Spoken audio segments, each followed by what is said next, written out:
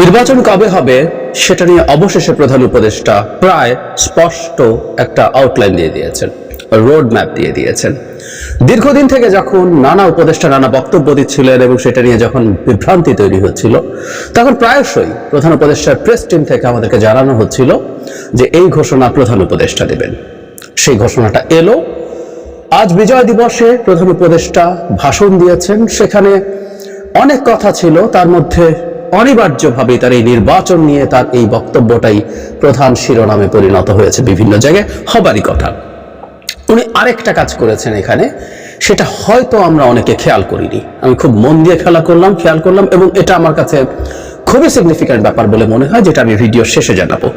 প্রথম, তিনি অনেক কথা ছিল, ইনফ্যাক্ট কি কি সাফল্য আছে বরাবরের মতো, এই সময় কি হয়েছে, আমাদের ঐক্যের কথা আছে, আমাদের নারীদের অবদানের কথা আছে, খুবই গুরুত্বপূর্ণ কথাবার্তা আছে। কিন্তু নির্বাচন নিয়ে কি বলেছেন আমরা সেটা নিয়ে আজ কথা বলতে চাই। আর আবারও বলছি, অত্যন্ত গুরুত্বপূর্ণ একটা ইশারা বা ইঙ্গিত তার এই ভাষণে আছে, সেটা নিয়েও কথা বলবো।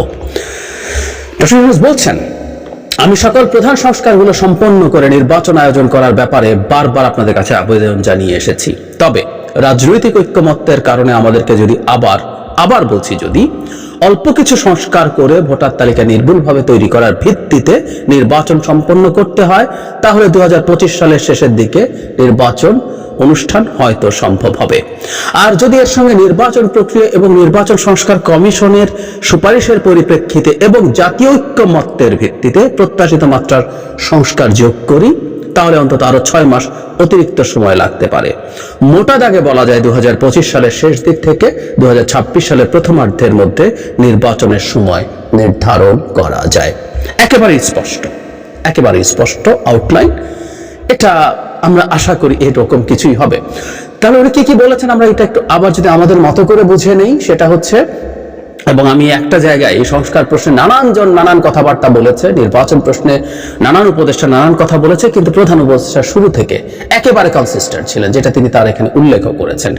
সেটা হলো উনি সংস্কার কমিশনগুলোর রিপোর্ট পাওয়ার পর তিনি বসবেন, এবং আরেকটা গুরুত্বপূর্ণ কাজ হয়েছে, এটাই আসলে হবার কথা ছিল, সেটা হলো তিনি একটা জাতীয় ঐক্যমত্য সৃষ্টির জন্য একটা কমিশন তৈরি করবেন। প্রথম যে 6টা সংস্কার কমিশন হয়েছে, সেই 6টা সংস্কার কমিশনের প্রধানদেরকে নিয়ে, যেটা তিনি নিজে, সেটা এই 6 জনের সাথে তিনি এটা সভাপতিত্ব করে 7 জন মিলে এরপর সে আলোচনা শুরু করবেন। সুতরাং আমরা বুঝতে পারছি অত্যন্ত গুরুত্ব দিয়ে এই আলোচনাটা সামনে হবে। তারপর বলা হচ্ছে যে, এটা উনি আগেও বলেছেন, উনি একদম একই কথাই আজ বলেছেন, আর জাস্ট টাইম লাইনটা যোগ করেছেন। তিনি বলেছেন যদি দলগুলো সংস্কার সেভাবে না চায়, তাহলে তিনি সংস্কার নিয়ে আর খুব বেশি মাথা ঘামাবেন না। ভোটার তালিকা তৈরি করার ভিত্তিতে একটা নির্বাচন, এবং ভোটার তালিকা কেন সেটার ব্যাখ্যা তিনি দিয়েছেন। আমরা জানি গত 3টা তথাকথিত নির্বাচন, ওগুলো নির্বাচন ছিল না, এগুলো ভোট ডাকাতি ছিল কোনো না কোনো ফর্মে। সেগুলো সময় তো আদতে ভোটার তালিকা সহ বহু কিছু ঠিকঠাক মতো করা হয়নি, সুতরাং এটাকে গুরুত্ব দিয়ে করতে সময় লাগবে। এটা করে তিনি নির্বাচন যদি দিয়ে দিতে চান দিয়ে দেবেন, যদি ঐক্যমত্য না হয় সিগনিফিক্যান্ট কোনো সংস্কারের, সেই ক্ষেত্রে 25 সালের মধ্যেই শেষ দিকে নির্বাচন হয়ে যেতে পারে, হয়ে যাবে। আর যদি উনি আসলে অন্য সংস্কার, এখানে আরেকটা সিগনিফিক্যান্ট ব্যাপার আছে, আপনারা খেয়াল করেছেন আশা করি, আমি জায়গাটা আবার একটু পড়ি। তিনি বলছেন, আর যদি এর সঙ্গে নির্বাচন প্রক্রিয়া এবং নির্বাচন সংস্কার কমিশনের সুপারিশের পরিপ্রেক্ষিতে এবং জাতীয় ঐক্যমত্যের ভিত্তিতে প্রত্যাশিত মাত্রার সংস্কার যোগ করি, আমরা খেয়াল করি প্রধান উপদেষ্টা অন্য কমিশনগুলো, আমাদের প্রথম যে 6টা কমিশন হয়েছিল, বিচার সংস্কার কমিশন, পুলিশ, প্রশাসন, দুদক, এইগুলো এবং সংবিধান, এইগুলো সংস্কারের ঐক্যমত্যের কথা তার ভাষণে অন্তত বলেননি। আমি জানি না এটা কেন। সময় 6 মাস বেশি লাগতে পারে, সেটা এগেইন নির্বাচন সংস্কার কমিশনের রিপোর্টের উপরে ভিত্তি করে যদি সংস্কার করা হয়, মানে এক্সক্লুসিভলি এই 1.5 বছরও লাগতে পারে, মূলত নির্বাচন কমিশন ও নির্বাচন সংস্কার কমিশন যে রিপোর্ট দেবে তার ভিত্তিতে। এটা হতে পারে যে অন্য সংস্কার কমিশনের গুলো আলোচনার ভিত্তিতে পাশাপাশি চলবে, কিন্তু এই নির্বাচনের টাইম লাইনের ক্ষেত্রে শুধুমাত্র নির্বাচন সংস্কার কমিশন এবং নির্বাচনের সাথে রিলেটেড ইস্যুই প্রধান উপদেষ্টা ধর্তব্যের মধ্যে নিচ্ছেন। এই জায়গাটা খুব ইম্পর্টেন্ট। অন্য সংস্কার কতটুকু কি হবে সেটা হলেও তার সাথে আসলে নির্বাচনের টাইম লাইন কানেক্টেড না, তার ভাষণে অন্তত স্পষ্টভাবে সেটার বার্তা রয়েছে। এরকম একটা টাইমলাইন দেওয়াকে আমরা নিশ্চিতভাবে সাধুবাদ জানাই, কারণ একটা টাইমলাইন সরকারের তো দরকার আছেই, সরকার হয়তো জানতো, কিন্তু যারা মাঠে আছেন, রাজনীতি করবেন, রাজনৈতিক দল আছেন যারা অলরেডি রাজনীতির মাঠে আছেন এবং যারা রাজনৈতিক দল তৈরি করবেন, আমরা জানি ছাত্ররা যারা অভ্যুত্থানের সামনের সারিতে ছিলেন তারা একটা রাজনৈতিক দল তৈরি করতে যাচ্ছেন, তাদেরও জানতে হবে নির্বাচনটা কবে হতে যাচ্ছে, সেটা অনুযায়ী তারা তাদের পরিকল্পনা ঠিক করতে পারবেন। একজন পরীক্ষার্থী যিনি পরীক্ষা দেবেন তিনি তার ওই পরীক্ষার আগের সময়টা কিভাবে প্রস্তুতি নেবেন, সেই প্রস্তুতিটা আসলে খুব ভালোভাবে তার জানতে হবে, বুঝতে হবে। এটা নিয়ম, এটা করতে হয়, এটাই হওয়ার কথা। কারণ তিনি 1 বছর হলে একরকম ভাবে প্রস্তুতি নেবেন, 5 বছর হলে আরেক রকম ভাবে প্রস্তুতি নেবেন।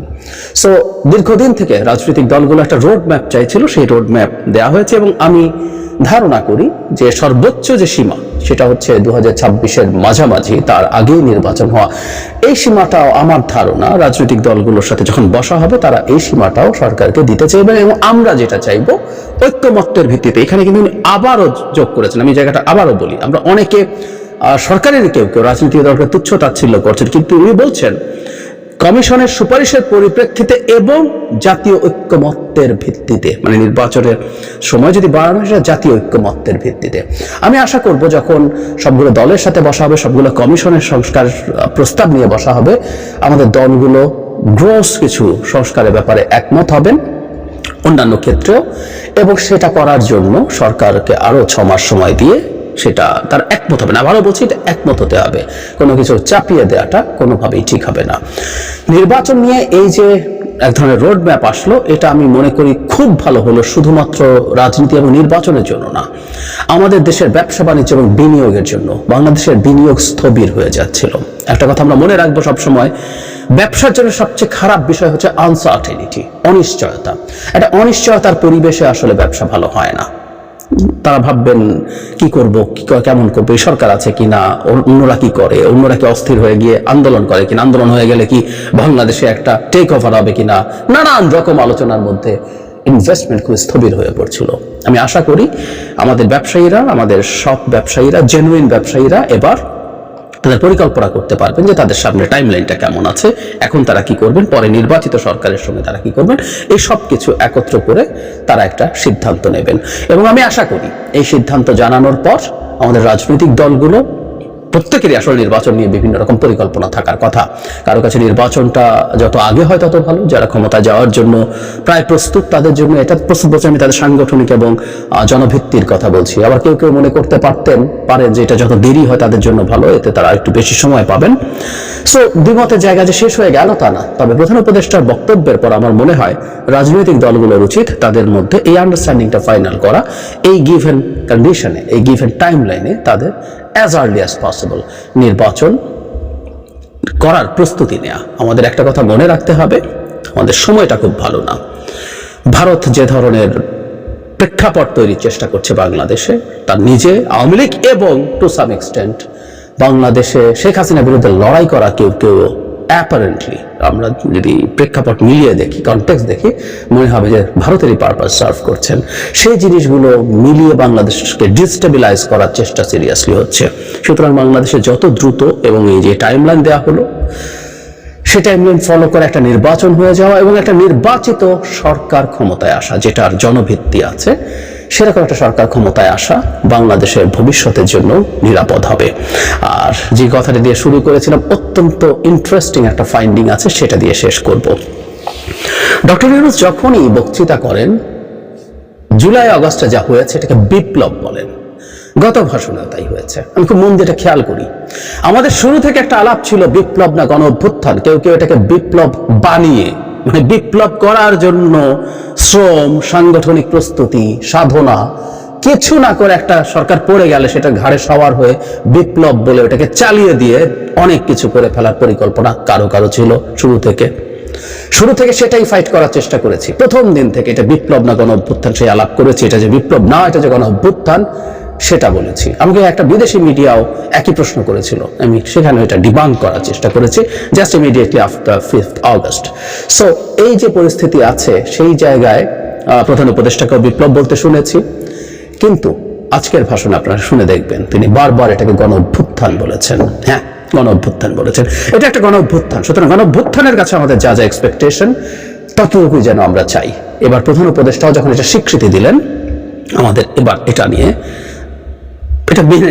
মেনে নিয়ে আমাদের চলা দরকার। এবং প্রধান উপদেষ্টাও কনভিন্সড, কারণ উনি একসময় যেহেতু বিপ্লব বলতেন, আমাদের মনে হওয়ার কথা যে তিনি এটাকে বিপ্লব মনে করতেন, তিনি নিজেও এখন তার অবস্থান, তার চাওয়া, তার রিয়েলাইজেশন নামিয়ে এনেছেন। বিপ্লব ভালো খারাপ ইজ এ ডিফারেন্ট ডিবেট, যেটা বিপ্লব না সেটাকে বিপ্লব বলে সেটার ওটারও যতটুকু সক্ষমতা ছিল, আমি একদিন আলাপ করবো এই বিপ্লব বলে গণ অভ্যুত্থানেরও যতটুকু